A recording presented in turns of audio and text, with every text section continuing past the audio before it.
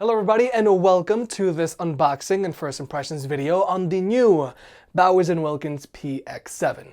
Now just keep in mind this is simply an unboxing and first impressions video and you can expect a full review on these guys sometime in the future. But with that out of the way, the first thing I do want to talk about on these headphones has got to be their carrying case.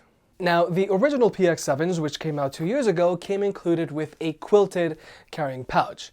Now, even though their quilted carrying pouch looked beautiful, when you're paying more than $300 on a pair of headphones, a hard shell carrying case is to be expected. So that's why I'm very happy to see Bowers and Wilkins included a very hard shell carrying case with their new PX7s. Like, honestly, I don't think you're going to be able to check this on an airplane because this thing is so hard, you can probably use it as a weapon.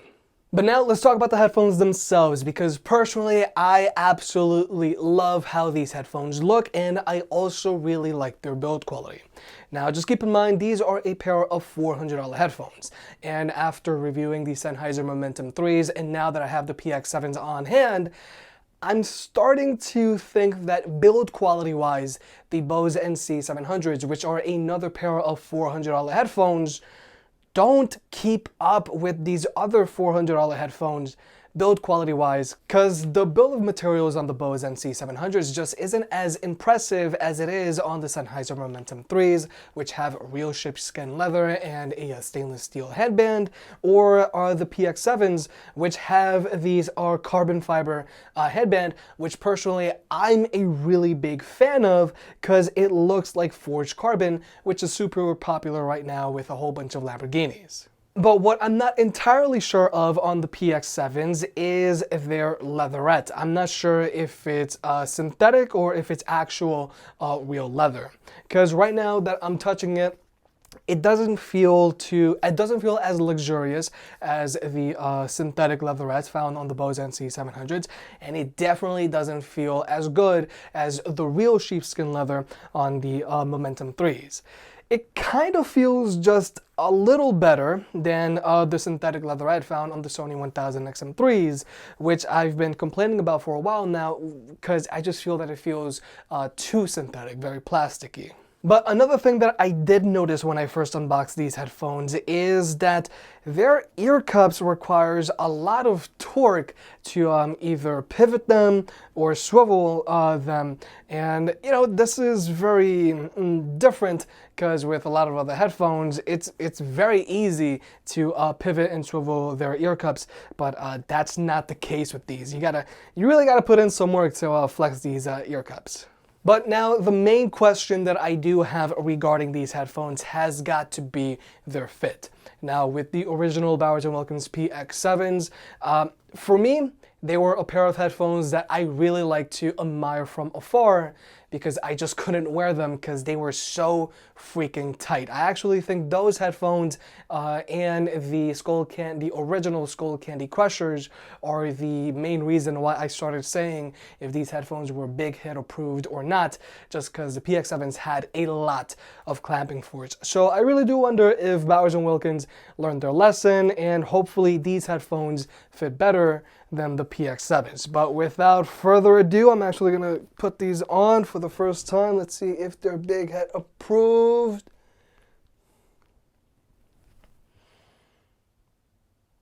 They feel firm, but I think these can be broken in, but they definitely don't have as much clamping force as the original PX7s. But something else that I do notice right now is that their ear cups are very spacious. They're as spacious as the Bose NC700s, if not maybe even have a little bit more room. But if you're somebody that has big ears or ears that stick out a lot, then these headphones would be a very good candidate. But now I'm going to try out the active noise cancellation on these headphones for the first time. Now obviously this is just a preliminary test. The main thing that I really do want to test right now is just to see if these headphones have a lot of cabin pressure or not. Because if I remember correctly, the original Bowers and Wilkins PX7s did have a significant amount of cabin pressure. And obviously you can expect a full ANC test in the full review. But right now I'm just testing for cabin pressure. So I'm going to go ahead, turn it on to high.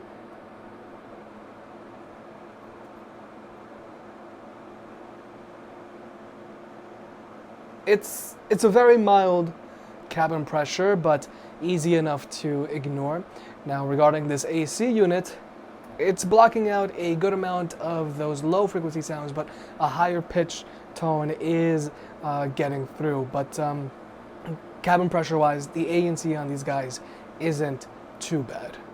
But now I'm going to listen to a few songs with these headphones and see how they sound, so I'll be back in a few. And we're back. I've listened to a few songs with these headphones, and just like before, these headphones sound great, but they're definitely not going to please everybody. These headphones are a pair of neutral sounding headphones like the Bose NC700s and the Sennheiser Momentum 3s.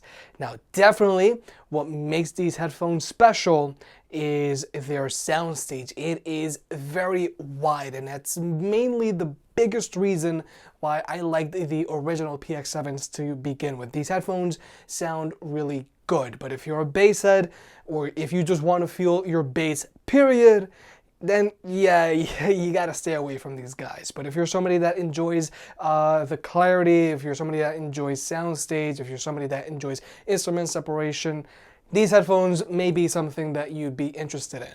Now, regarding headphones that have a neutral sound signature, which is going to be these, the Bose NC700s and the Sennheiser Momentum 3s, if I had to rank them, personally, I do think these headphones sound better than the NC700s, but if you're somebody that likes a neutral sound signature, but still likes to feel the punch of your bass, which personally that's me, I think you're still going to be better off with the Sennheiser Momentum 3s.